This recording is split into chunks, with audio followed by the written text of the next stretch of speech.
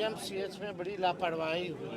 इलाज ढंग से होता, डॉक्टर एडमिट कर लेता तो शायद बच्ची जो है, बच्ची की जान बचाई जा सकती। मुजफ्फरपुर में जब तक थी तब तक कम्युनिकेट भी कर रही थी, लड़की होश में भी थी, कम्युनिकेट भी कर रही थी, क्या हादसा हो रहा था।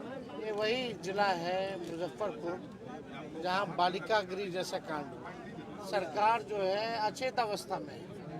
माननीय मुख्यमंत्री जी को कुछ पता नहीं, लगातार जो है स्वास्थ्य व्यवस्था जो है चरमरा गई है। मुख्यमंत्री केवल अपने कुर्सी के फेर में, अपनी चिंता में सोए हुए हैं। लॉ एंड ऑर्डर जो है वो पूरी तरीके से जो है क्रिमिनल डिसऑर्डर हो चुका है। सब लोग जानते हैं, परिवार को कम से कम न्याय मिले, अपराधियों को जो है कड़ी से कड़ी फांसी की सजा हो और इस परिवार में किसी को एक नौकरी जो है सरकार जो है देने का काम करे, हम लोगों की मांग रही है। इस न्यूज के प्रायोजक है अफजल फर्नीचर। मुजफ्फरपुर में दुष्कर्म पीड़िता की मौत की घटना के बाद नेता प्रतिपक्ष व पूर्व डिप्टी सीएम तेजस्वी यादव मंगलवार को पीड़ित परिवार से मुलाकात किया।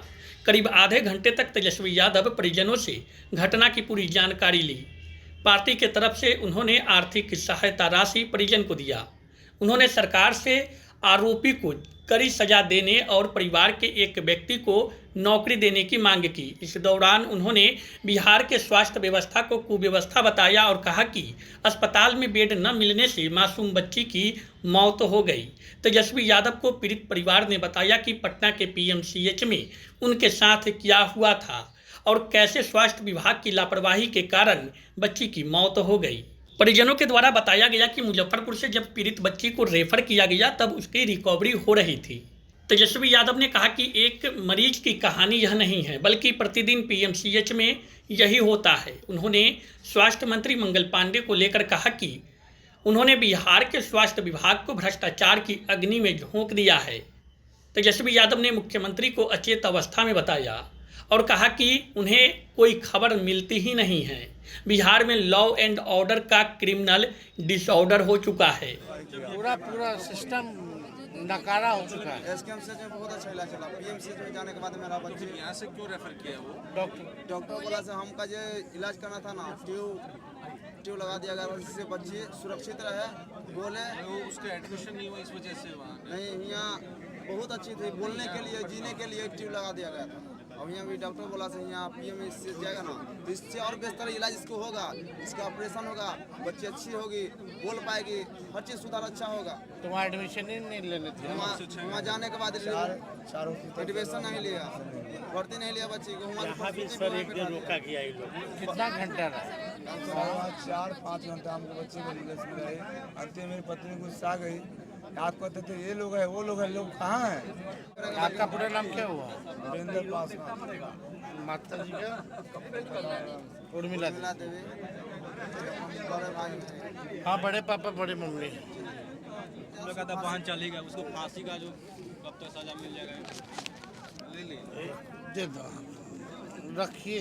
हम पार्टी से सहयोग है, बाकी सरकार से हम लोग मांग करेंगे। हम लोग सरकार में तो नहीं जल्द से जल्द कड़ी सजा दी। लेकिन सरकार से हम लोग मांग करेंगे कि भाई कुछ काम धंधा परिवार में कुछ लोग को मिलना चाहिए। मुजफ्फरपुर में जब तक थी तब तक कम्युनिकेट भी कर रही थी, लड़की होश में भी थी, कम्युनिकेट भी कर रही थी, क्या हादसा हो रहा था। लेकिन आप देख सकते हैं इन सब लोगों का कहना है नहीं हो पाएगा। यहाँ एक आध घटना नहीं, कई और भी घटनाएं हो रही हैं। बिहार में पूरी तरीके से ये वही जिला है मुजफ्फरपुर जहाँ बालिका गृह जैसा कांड हुआ। आज भी ऐसे दरिंदे जो है समाज में है और सरकार जो है पता नहीं कौन सा नशा करके सोई हुई है। क्या नशा की हुई है? कई घटना जो है इसी ब्लॉक में हो रखा है और सरकार जो है अचेत अवस्था में है। माननीय मुख्यमंत्री जी को कुछ पता नहीं कि उनके बिहार में गरीब दलित परिवार के साथ कितना अन्याय हो रहा है। बिहार में सबसे ज़्यादा बच्चियों के साथ शोषण हो रहा है, बिहार में सबसे ज़्यादा। और मुख्यमंत्री केवल अपने कुर्सी के फेर में, अपनी चिंता में सोए हुए हैं। एक आ करके इस गरीब परिवार से माननीय मुख्यमंत्री को मिलना चाहिए, स्थिति देखनी चाहिए कि इस घर की क्या है। आज झोपड़ी में बैठे हैं, मजदूरी करते हैं, किसी और के खेत में काम करके अपना पेट पालते हैं।